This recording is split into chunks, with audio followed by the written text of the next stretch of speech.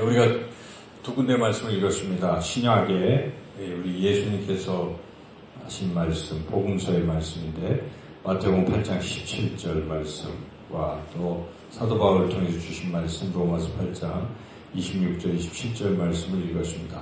마태복음 8장 17절은 우리 예수님께서 우리의 연약함을 친히 담당하셨다. 연약함을 담당하시고 또 고쳐주셨다는 그런 말씀이고, 로마서 8장 26절, 27절은 성령님께서 우리의 연약함을 도우셨다. 그리고 우리의 연약한 우리를 위해서 성령님께서 친히 간구하신다. 이런 말씀이죠. 그러니까 공통점은 연약함을 고치시는 그런 역사가 일어난다는 것입니다. 우리 예수님, 그리고 우리 성령님, 또 성부 하나님을 통해서 우리의 연약함을 고쳐주신다는 것이죠. 그 연약함은 뭐 육신도 있고 영혼도 있고 그렇겠지만 우리의 이제 마음의 연약함을 고쳐주신다는 말씀입니다. 우리 나무를 보면은 나이테가 있잖아요. 그래서 1년 몇 살인가는 나이테의 숫자를 가지고 알 수가 있는데, 이 나이테가 이렇게 간격이 일정치가 않고 어떨 때는 성장이 많이 되면 넓어지고 어떨 때는 얇고, 그래서 한 나무의 그 나이테를 보면 이 나무가 어떤 세월을 겪었는지를 알 수가 있는 거예요. 어떨 때는 막 그 가뭄이 들어서 있을 때의 그 나이테도 있고, 또 풍성한 뭐 이렇게 물이 많아가지고 잘 자랐을 때도 있고 등등. 그런데 나무에만 나이테가 있는 것이 아니라 우리 인생에도 나이테가 있을 수가 있습니다. 우리 인생의 나이테는 하나님은 보시겠죠. 우리는 못 보는데 아마 그 나이테가 이 마음에 새겨져 있지 않을까, 그런 생각이 들어요. 그래서 사람의 마음은 이게 옛날에 깊은 상처를 받으면 지워지지가 않는 거예요, 사실. 그렇지 않습니까? 그래서 그 상처 때문에 지금도 영향을 끼치는 거예요, 사실. 어찌 보면. 그냥 이렇게 겉으로 뭐 즐거운 일, 이런 게 있으면 덮인 것 같은데, 이게 그렇지 않을 때, 또 극한 상황이 되면 이게 나오는 거죠. 그래서 그 내면에 깊은 상처가 있게 되면 그 이후에도 인생에서 굉장히 힘든 일, 어려운 일을 겪는다는 것이죠. 그래서 우리가 소위 그 트라우마라는 말을 하잖아요. 많이 듣잖아요. 뭐 외상, 뭐라 그러죠? 전문 용어로 외상 장애 후, 뭐 외상 중 장애, 뭐 그죠? 뭐 외상 후 증후군, 어려운 말인데, 그러니까 뭐 세월호 같은 아주 그 큰 사건을 겪고 나면 그 부모님들이 마음에 이제 트라우마가 생긴 거예요. 그래서 그런 슬픔이 이렇게 내재되어 있어서 그 일상적인 생활을 하다가도 어떤 그런 게 딱 생각이 나게 되면 굉장히 흥분을 한다든지 막 슬퍼한다든지 우울증에 빠진다든지 이렇게 되는 거죠. 그래서 뭐 자기 인생에 어떤 사람은 막 큰 화재를 겪을 수도 있어요. 그런데 살아나는 가족이 거기서 안타깝게 자기만 살아남았다든지 얼마나 큰 트라우마겠어요. 불만 보면 야, 그때 내가 왜 같이 못 죽었는가 이렇게 생각하는 사람도 있을 것 같고, 또 자기가 그때 뭐 거기서 좀만 잘했으면 구할 수도 있었을 때는 생각 후회감도 있을 것이고, 혹은 자기가 실수로 불을 낸 사람 같은 경우는 아마 나 때문에 이런 일이 있다 해가지고 평생 어떤 그게 인생을 살아가는데 굉장히 큰 영향을 끼친다는 것이죠. 얼마 전에 왜 우리 어떤 아버지가 자기 이혼하고 그 부인을 불러달라고 하는데 잘 안 만나주니까 그 어린 아들을 이렇게 오라 그래가지고 자기 차에 태워서 엽천까지 들고서 뭔가 죽일 듯이 위협을 하면서 인질로 잡았다는 얘기를 우리가 듣지 않았습니까? 근데 그 아들을 생각해보면 걔가 평생에 아버지가 나를 죽이려고 하고 나를 인질로 삼으려고 하고 이런 상황이 평생 기억될 것 같아요. 그래서 아버지에 대해서 걔가 뭐라고 생각하겠어? 그 아버지는 그죠? 아버지의 사랑을 느끼는 것이 아니라 큰 공포, 아버지에게 죽임을 당할 수도 있는 그런 것이 굉장히 큰 트라우마겠죠. 특별히 어릴 때 겪었던 일들은 이게 참 지워지기가 굉장히 어렵다는 것입니다. 그래서 이런 것들을 우리가 이제 어릴 때도 겪고 또 젊어서도 겪을 수 있는 것이고요. 그래서 그런 큰 것이 있고 또 어떤 경우는 남들은 그렇게 크게 느끼지 않는 것일 수도 있지만 본인에게는 그게 큰 상처가 된 이런 경우도 있을 것입니다. 그런데 이러한 마음의 이 상처가 한순간에 그냥 고쳐질 수 있는 것인가? 예수님을 믿는 순간 다 고쳐지는 것인가? 아니라는 것입니다. 왜냐하면 예수님 믿는 사람들도 보면 그런 상처를 여전히 가지고 있다는 것입니다. 그래서 그게 하나님을 믿는 데 있어서도 이게 장애가 될 수가 있어요. 여러 가지 그런 상처들이 하나님에 대해서 바르게 이해하지 못하는 이런 경우가 한계가 있다는 것이죠. 그래서 사실은 그런 상처가 치료를 받아야 되는데 그 상처 치료는 갑작스럽게 구원받았을 때 고쳐지는 것도 아니고 그리고 기도 한번 했더니 싹 나았다. 이것도 아니라는 것입니다. 그래서 우리가 이 상처를 고칠 때 주의해야 될 것이 그냥 너무 막연하게 접근하면 안 된다는 것입니다. 이런 내면에 깊은 상처가 있는데 뭔지도 모르면서도 그냥 기도하면 다 낫는다. 성경 100번 읽으면 다 낫는다. 이거는 좀 난센스예요. 그렇죠? 정확히 뭔지 알아야 하나님 앞에 이 상처를 내놓고 치료를 받고 해야지 자기 내면의 상처가 뭔지도 모르면서 그냥 그렇게 막연하게 기도하고 성경 읽는다고 고쳐지는 게 아니라는 것입니다. 또는 어떤 사람들은 그냥 싸잡아서 좀 신령하게 고친다고 마귀야 나와라 해가지고 순간 귀신을 쫓아내면 낫는다 이렇게 얘기하는 경우도 있는데 이것도 무당하는 거하고 비슷해요. 무당도 그냥 굿해가지고 한꺼번에 고친다고 얘기도 하고 그러지 않습니까? 근데 이게 잘못된 접근 방법이라는 것입니다. 물론 귀신이 있어요. 그래서 어떤 정신질환은 귀신을 쫓아내서 고치는 질병도 없는 건 아니죠. 그러나 이런 정신적인 어떤 이런 것들이 다 귀신 축기를 통해서 나는 것이냐? 그렇지는 않다는 것입니다. 그래서 우리가 지금 이 시간 생각해 보려고 하는 것은 그런 귀신을 내쫓는 그런 귀신 들림이 아니라 누구나 일상적으로 살아가고 있는데 그리스도인인데도 불구하고 내면에 있는 어떤 깊은 상처들, 이 마음의 상처들을 어떻게 우리가 고침을 받을 수 있는 것인가를 함께 은혜를 나누려고 합니다. 크게 보면 세 단계가 있다는 것이에요. 가장 중요한 게 상처가 뭔지를 알라는 것입니다. 의사들이 처음에 진단하잖아요. 아프면 뭔지 어떤 병인지 알아야 그 다음부터 고치기 시작하는 거기 때문에 이거 똑같은 것입니다. 우리 자신이 알아야 되는 거예요. 우리 내면의 상처는 우리가 알아야 되기 때문에 우리가 내 상처가 무엇인지를 잘 알아야 된다. 두 번째는 사람의 힘으로는 못 고쳐도 하나님은 고쳐주실 수 있다. 믿으라는 것입니다. 그래서 이 상처를 하나님께 내어놓고 맡기라는 것입니다. 그러면 하나님께서 치료해 주신다는 것이고 마지막 세 번째 단계는 고침을 받았는지 확인해 보라는 것입니다. 그것은 자기의 이 생각이 바뀌는 거거든요. 결국 그렇죠. 이 내면의 상처의 증상은 생각이 삐딱해져 있는 거거든요. 어릴 때 그런 큰 공포를 만난 사람은 생각 자체가 늘 조그만 것 봐도 뭐예요? 자라고 뭐 보고 놀란 뚜껑, 소뚜껑 보고 뭔가요?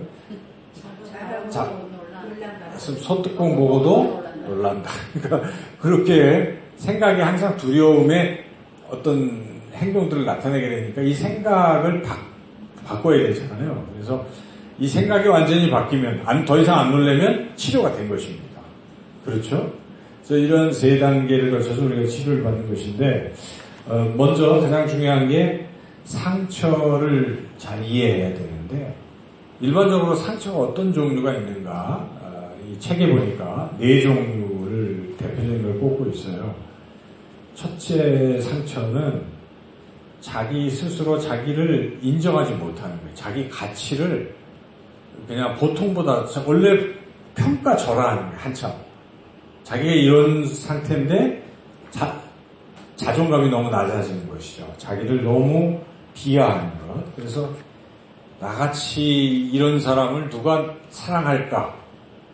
나같이 뭐 외모가 이런 사람 또는 나같이 인격이 이렇게 안 좋은 사람, 나같이 뭐 한 사람을 누가 사랑하고 누가 인정해주고 누가 뭐 존중해줄까? 이런 생각을 하는 거예요. 늘. 그래서 자기 자존감이 너무 낮아가지고 자기는 자기 스스로도 너무 하잘 것 없는 존재라고 자꾸 생각하는.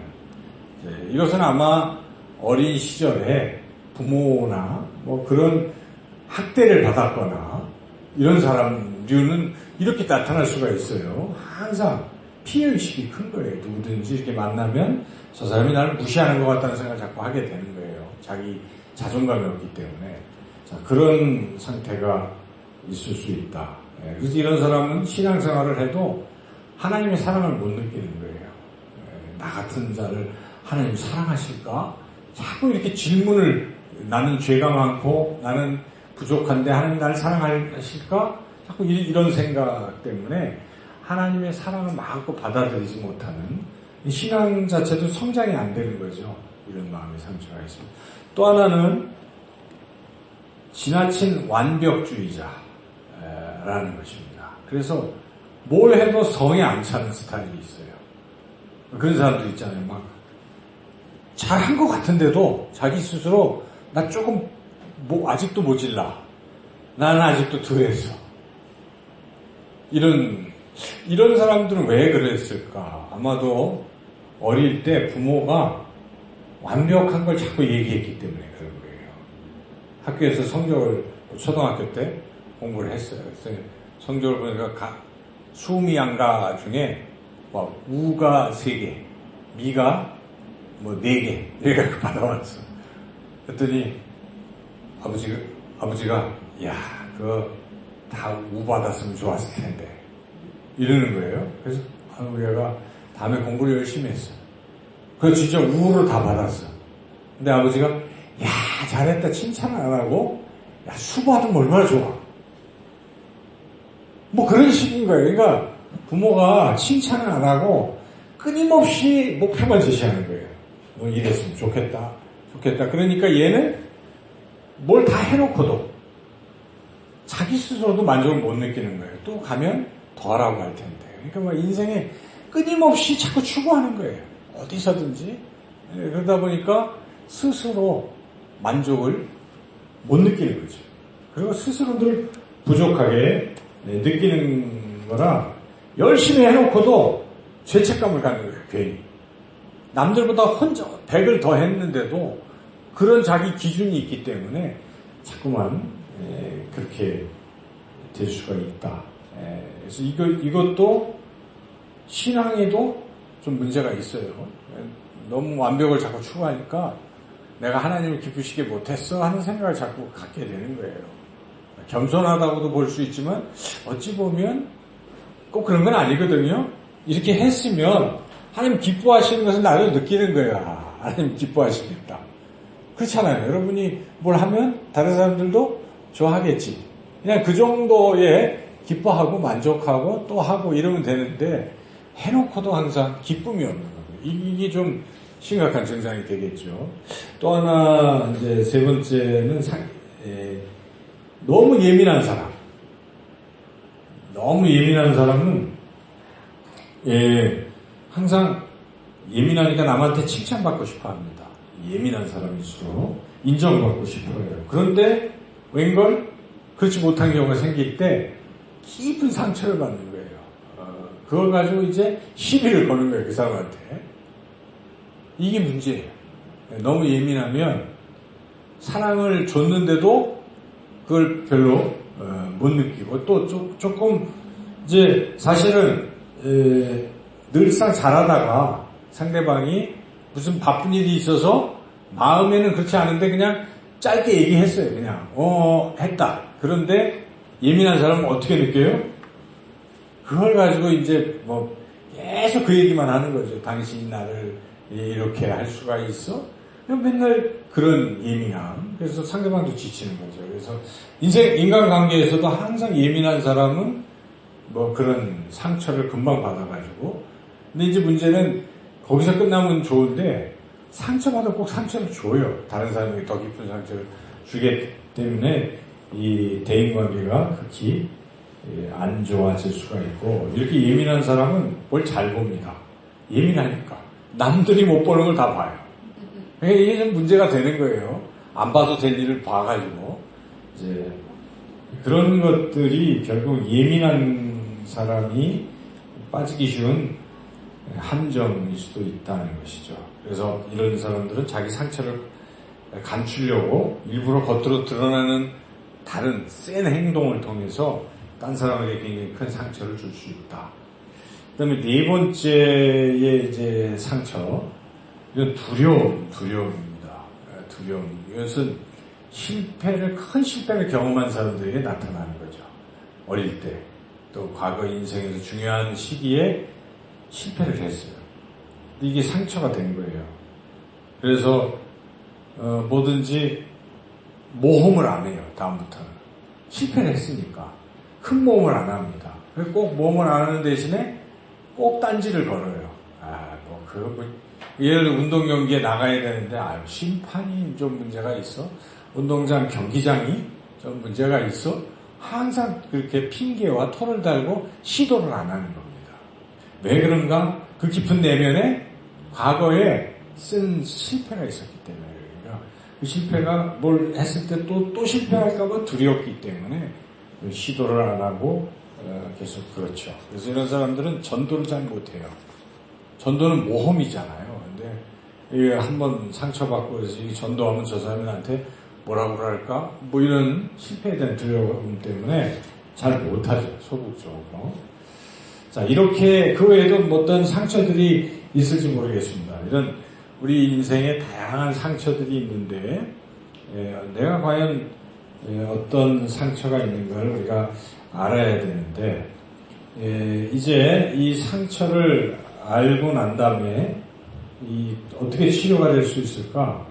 그것은 우리 예수님께서 이 상처를 고쳐주신다는 믿음을 우리가 먼저 가져야 되겠습니다. 오늘 읽은 말씀에 마태복음 8장 17절에 이는 선지자 이사야를 통해서 하신 말씀에 우리의 연약한 것을 친히 담당하시고 병을 짊어지셨도다. 그래서 이런 연약함을 주님이 십자가에서 짊어지셨기 때문에 치료해 주신다는 우선 믿음을 가져야 되고, 그리고 아까 8장 로마서 8장 26절만 보면 성령도 우리의 연약함을 도우시나니, 그래서 성령님께서 우리의 연약함을 또 도와주신다, 이런 말씀이죠. 근데 여기서 우리가 주의할 게 있어요.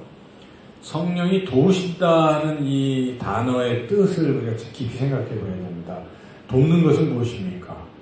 어떤 사람을 도와준다 그러면 그 사람 가만히 있는다는 뜻이 아닙니다. 그 사람은 뭘 하고 있는 거예요. 근데 옆에서 도와주는 것은 함께하고 있다는 뜻입니다. 그래서 우리도 할 일이 있다는 것입니다. 우리 마음의 상처를 치료받기 위해서는 우리도 뭔가 해야 돼요. 하나님이 다 고쳐주신다라는 생각보다도 하나님 우리와의 협력을 통해서 우리를 치료하신다는 것이죠. 그래서 우리가 어떻게 동참을 해야 되는가, 구체적으로 아까 하는 말씀들이기도 한데, 첫째, 문제를 똑바로 바라보라는 것입니다. 자기가 지금 어떤 일이 벌어졌어요. 이게 정신 착란이 될 수도 있고 뭐 여러 가지 증상이 있을 거 아니에요. 갑자기 화를 너무 낸다든지 뭐 격양이 된다든지 분노가 통제가 안 된다든지 뭐 이런 증상이 나타날 수가 있잖아요. 자기에게. 그럴 때 심각하게 생각해봐요. 심각하게 생각하고 나한테 무슨 문제가 있나 어릴 때부터 쭉 훑어봐야 돼요. 이거는 정말 기억하기 쉽지 않은 것들도 있을 거 아니에요? 자기가 일부러 눌러놓는 것들이 있잖아요. 나 그거 다시 기억하기 싫어. 어릴 때 특히 정말 생각하기 싫은 그런 상처들이 있을 거예요. 그렇죠? 그런데 이거를 끄집어내라는 거죠. 끄집어내. 그러니까 제가 자료를 보니까 아까 외상성 트라우마 치료하는 법이 나와 있더라고요. 보니까 거기도 일반 정신 병원에서도 어떻게 고치는가 보니까 일단 끄집어내는 거예요. 자기의 상처가 뭔지를 정확하게 다시 재현도 하잖아요. 그러니까 최면술을 걸어서 그때를 이제 생각나게 하는 경우도 있잖아요. 그러니까 무엇이든지 고치려면 드러나야 돼요. 우리가 아픈데도 드러내야 거기를 고치잖아요. 그래서 마음의 상처도 드러내야 되는데 드러내고 싶지 않은 거죠, 사실. 누구든지 그걸 드러내고 싶습니까? 특히 정신과 의사니까 자기가 가서 얘기하지만 멀쩡하게 딴 사람한테 그걸 드러내기라는 건 참 쉽지 않은데 문제는 드러내지 않으면 치료가 안 된다는 데 있어요. 그래서 야고보서에서 병 낫기를 위해서 서로 죄를 고하고 기도하라. 그 죄를 고하라는 부분은 병과 죄를 이제 연결시킨 거죠, 야고보서에서는. 그래서 자기의 그 마음에 이런 어떤 상처들을 다 내놓으라는 것입니다. 남에게 이야기하면 더 좋은 것이고요. 근데 이제 믿을 만한 사람하고 얘기해야 되겠죠. 믿지 못할 사람하고 안 되겠죠. 그래서 가톨릭은 참 좋아요. 신부님께 가서 얘기를 하잖아요. 영적 치료가 일어나는 거예요. 고해성사를 안 하면 용서함을 못 받는다 그러니까 벽 가리고 신부는 다 알겠지만 나는 모른다고 생각하고 다 얘기하는 거예요. 그러면서 치료가 신부가 또 한두 마디 하고 기도하면서 치료가 되죠. 근데 이 교회는 목사한테 신뢰를 하지 않고 이야기하는 사람이 드문 거예요. 요즘 구조가. 그렇죠. 근데 그래갖고는 본인이 손해인 것이죠. 그래서 그 내면에 있는 것을 다 이제 이야기해야 된다는 것이죠. 그래서 하나님께서 내 내면의 상태를 알려주십시오. 그렇게 기도도 하면서 특별히 자기가 정직하게 하나님 앞에서 잘 생각을 해봐야 돼. 어떤 일이 딱 터졌을 때 내가 어릴 때 이 어떤 상처가 있었을까 이렇게 쭉 하다가 하면 성령님께서 그 장면을 보여주시는 경우도 있어요. 옛날에 우리가 그런 기도도 아마 성령 기도한테 그런 거 한번 했는데요. 기도하다 보면 그게 딱 어릴 때 그 장면이 딱 떠오르는 거예요. 어떤 장면이. 그러면서 그 가운데서 내가 울고 있는 내 모습이 내가 보이는데 그럴 때 바로 그 부분에서 예수님이 잘 오시는 거예요. 그래서 내 거를 치료해 주시는 거예요. 그러면 이게 치료가 되는 거예요. 근데 우리가 한 번도 어린 시절의 내 상처에 예수님을 모셔드려 본 적이 없잖아요. 그냥 넘어갔잖아요. 예수님 믿었다고 그러고 다 아시겠지 하고 그냥 지금까지 왔지만 나도 알아야 되기 때문에 다시 한번 대면하라는 것입니다. 내가 아팠을 때, 내가 실패했을 때, 또 내가 뭔가 큰 트라우마를 겪는 그 장면을 떠올리면서 여러분들이 그걸 떠올리면서 그때 주님을 생각하고 주님이 내게 다가오시는 모습을 보라는 것이죠. 그렇게 치료가 일어난다는 것이죠. 그래서 첫 번째는 제일 중요한 것은 그 문제를 직시하라는 게 첫 번째고요. 이제 주님을 만나기 전에 또 이제 우리가 그 부분에서 우리가 처리해야 될 게 있어요. 그것은 그 문제가 어떤 것이든 나한테 책임이 있다. 이렇게 생각하는 게 중요하다는 것이죠. 근데 그게 제가 보니까 제가 지금 말씀드리는 것은 기독교 목사님이 쓴 책에서 나온 방법이고요. 아까 인터넷을 통해서 봤을 때 일반 트라우마 치료법에서는 반대로 자기는 죄가 없다. 이런 식으로 주장을 하더라고요. 그래서 치료법이 달라요. 근데 저는 그건 안 되는 것 같아요. 그렇게 해갖고는 안 되는 거죠. 왜냐하면 이 상처 치료에는 용서가 들어가야 되거든요. 그렇죠? 지금 용서하지 못하기 때문에 계속 매여 있는 거거든요. 딱 놔주면 다 되거든요. 근데 남을 용서하기 위한 전제는 내 탓이다라는 생각을 강하게 가지면 용서가 된다는 것이죠. 근데 나는 잘못 하나도 없어 항상. 이러면 죽어도 용서가 안 되는 것이죠. 그래서 자기 때문이다. 물론 그 사람 때문일 수도 있겠지만 일단은 내 탓이려 하는 거예요. 그렇게 여기 책에서 보니까 그런 표현을 했더라고요. 이 배틀을 보면 C줄이 있고 또 날줄이 있는 거예요. 그래서 이렇게 두 개가 왔다리 갔다리 하면서 이 옷을 딱 만들잖아요. C줄과 날줄이 있는 거라는 것이죠. 그래서 나에게 괴롭힘을 주거나 어떤 영향을 준 C줄도 있지만 내가 거기에 날줄이 반응을 안 하면 그 인생이 형성이 되지 않다는 것이. 그래서 어쨌든 나한테도 책임이 있다. 그러면서 내 탓이다라고 생각하는 마음을 갖는 게 치료의 중요한 그 과정이라는 것이죠. 근데 계속 남 탓만 하고 원망만 하는 사람은 자기 책임을 인정하지 않으면 그 상처난 감정은 그냥 그대로 있는 건 절대 치료가 안 된다는 것입니다. 그래서 거기에 나의 책임을 생각하라는 것이고, 세 번째는 진짜 내가 이거 고침받기를 원하느냐를 물어보라는 것입니다. 38년 된 병자에게 우리 예수님께서 고치기 전에 뭐라고 물어보십니까? 네가 낫고자 하느냐? 이렇게 물어보셨다는 것이죠. 그 베데스다 연못가에 막 물이 동하기를 기다리고 있는데 먼저 예수님 그냥 고쳐주신 게 아니라 대화를 하시면서 너 낫고 싶으냐를 물어보신다는 것이에요. 그래서 우리가 정말 낫고 싶은 강렬한 그 열망이 있어야 치료가 됩니다. 그냥 뭐 옛날 일인데 묻어두면 되지. 뭐 지금 아무렇지도 않은데 나는 정상이야? 생각하면 할 수 없는 거예요. 그냥 그 상처를 난 이미 다 늙었는데 근데 여러분 늙어도 그죠? 살 날이 있잖아요. 멋지게 살아야 되잖아요. 계속 노욕만 부리고 막 나이가 들면 더 그런 사람들이 있잖아요. 우리는 뭐 정치하는 사람 많이 보잖아요. 근데 그러면 안 되잖아요. 그래서 나이가 들었더라도 내가 이 내면의 상처가 혹시 있는가 이걸 치료받기 쉽다. 하나님 치료해 주세요 하는 간절한 열망이 필요하다는 것이죠. 낫고자 해야 나을 수 있다는 것입니다. 그 다음에 네 번째는 이제 그 어떤 사건이 있잖아요. 사건 주변에 많은 사람들이 또 떠오르잖아요. 다 용서하는 것입니다. 그 사람들을 다 용서해 주라는 것입니다. 용서를 해야 치료가 난다는 것이죠. 그걸 용서할 수 있는 방법은 하나님께서 나를 용서해 주셨는데 나도 또한 용서하게 되는 거죠. 하나님이 용서하지 내가 어떻게 용서하지 않겠는가 이런 생각을 가지고 모든 사람들을 다 용서하라는 것이죠. 근데 여기에 아까 두 번째 단계하고 이렇게 자기 책임을 내가 잘못이다라고 인정하는 것과 다른 사람을 용서하는 것은 동시사건으로 일어난다는 것이에요. 우리가 화해도 그렇게 하잖아요.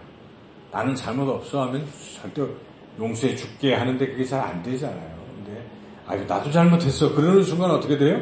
이 용서는 이미 일어나는 거예요. 그렇죠? 그래서 나도 잘못했어. 당신도 잘못했고 나도 잘못했고 그래요. 내가 용서해 줄게가 된 거예요. 그 사람도 잘못한 거예요. 사실 사건에. 그렇지만 나도 책임이 있고 나도 잘못했다 하는 마음과 동시에 이게 용서가 된다는 것이죠. 그렇게 용서하고 그 다음에 또 하나 중요한 게 자기 스스로 자기를 용서하라. 케이스마다 다르겠죠. 어떤 경우는 자기가 잘못해서 뭐 예를 들어서 자기가 때문에 자기가 집에 불이 났는데 자기가 게을러가지고 뭐 다른 사람들을 못 구했다. 평생 용서가 안 되잖아요. 가족에 대한 죄책. 제가 얼마 전에 그런 비슷한 영화를 제목이 생각이 안 나는데 그런 영화 한번 봤어요. 그때 차 고치러 갔다가 한 2시간인가 3시간 기다려야 된다고 그러길래 그걸 봤거든요. 이렇게 핸드폰에 무료 영화가 있어가지고. 근데 그 내용이 그런 거예요. 그 아버지가 그럼 맨하탄 옆에서인가 아니야 맨체스터 옆 강가에서 뭐 그렇지 영화가 그건데 그 맨체스터에 사는 이 남편이 그 뭘 사러 갔어요.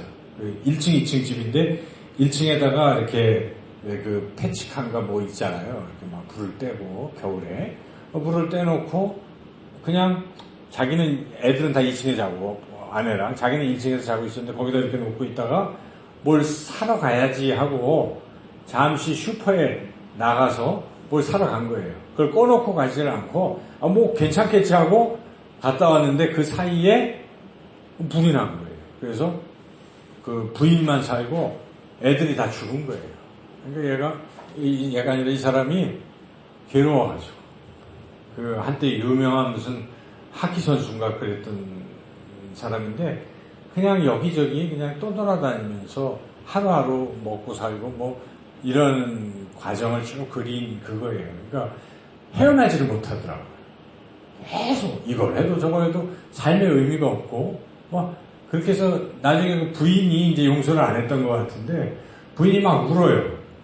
이 자기 형 그 장례식 때문에 이제 왔던 것인데 딴 데 또 돌아다니다가 거기서 다시 고향에서 만났는데 용서를 해주는 장면인 것 같은데 그래도 허탈하게 그냥 이렇게 걸어가는 그런 모습이라서 줄거리 보면 참 아프더라고요. 그 자기가 잘못한 것에서 벗어나지 못할 때 저렇게 인생이 저렇구나. 거기서 과감하게 자기 잘못이지만 이러한 어떤 치유를 통해서 하나님이 나를 용서하셨다. 그래서 자기도 자기를 용서하는 하나님도 용서하셨으니까 나도 내 자신을 용서하는 이런 과정이 필요하다는 것이죠. 그럴 때 그게 이제 벗어나는 거잖아요. 근데 이게 참 어려운 부분이죠. 우리 내면의 깊은 상처 속에는 죄책감인 거지. 이게 죄책감이 연결되는데 나도 내 자신을 용서를 못할 경우 치유가 안 된다는 것입니다. 그 다음에 이제 이런 하나의 과정들을 겪으면서도 잘 모를 수도 있어요. 그렇기 때문에 이제는 성령님께 맡기라는 것입니다. 기도하는 거예요. 하나님, 제 상처가 무엇입니까? 알려주세요. 아까 제가 말씀드린 방법대로 그러면서 계속 주님을 바라보면서 기도를 하면서 생각을 하고 있어요. 그러면 이 생각에 그림처럼 지나가는 경우도 있어요. 어린 시절이 딱 떠오르는 거예요.